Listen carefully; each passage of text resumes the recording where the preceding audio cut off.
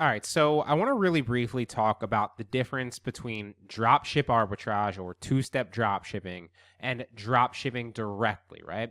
It's going to depend platform to platform, but let's just go through the specifics of how it essentially works and why we do it that way for each specific platform. So, first and foremost, OfferUp and Poshmark are obviously the two main ones that you're going to be doing dropship arbitrage on, right?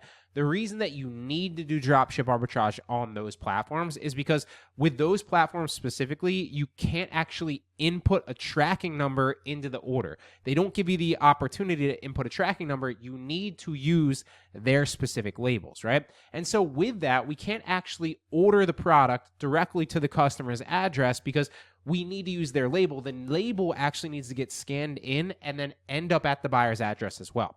Now, some people have tried to do just order it directly, so drop ship directly, and then input a thank you note in like a package and then send that. I would not recommend that approach. It's going to lead to your suspension. The reason being, A, it can annoy buyers.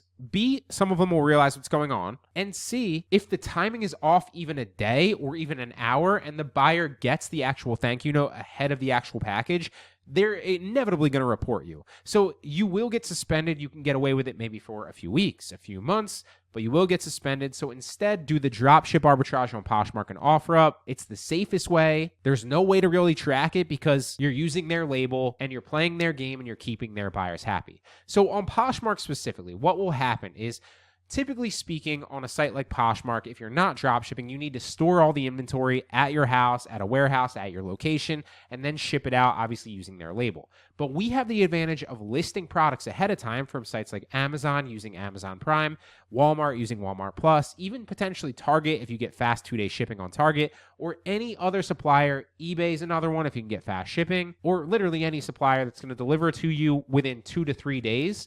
Sometimes Poshmark will obviously let it slide, right? And they'll give you a warning. So realistically, you have like 5-6 days to ship a product out, but you don't want to kind of push it up to that envelope because unless the post office, literally you walk it in and they scan it in right then, often if you drop it in a bin or even if you drop it off at the post office, they might not scan it in till later that night or the next morning. And so if you're really pushing the envelope about pushing to that 4, 5, 6 day mark, you might be out money if they don't scan it in fast enough. So use suppliers like Amazon Prime and Walmart Plus to start with, build your store off that, and then you can branch out to other obscure suppliers later. But essentially speaking, we have the advantage of listing a bunch of products on Poshmark or these websites and then ordering it with dropship arbitrage to ourselves, knowing that it's going to come to our house within 2 to 3 days realistically, and then we ship out using the Poshmark label. It is so easy to do it that way. It's risk-free because we don't need to spend the money until we're guaranteed to profit, right? Like, I don't have to go out and buy.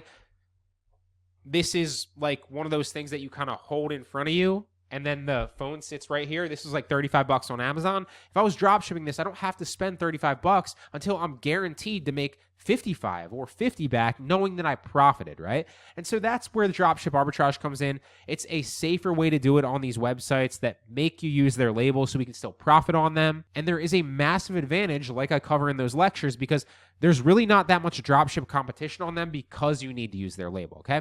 So that's dropship arbitrage. Again, I cover that more in depth in other lectures, but I just want to explain the nuances of it and why we do it that way, where we do it. Now, with Mercari and Facebook Marketplace specifically, you can do dropship arbitrage, and I'd actually recommend that you would at least mix it in there because it's a lot safer of a way to do it. Yes, you do still have the added disadvantage of like doing the legwork, ordering to your house, waiting for it, and you need to put in a little time and effort. But the benefit of it is obviously it's more safer long term.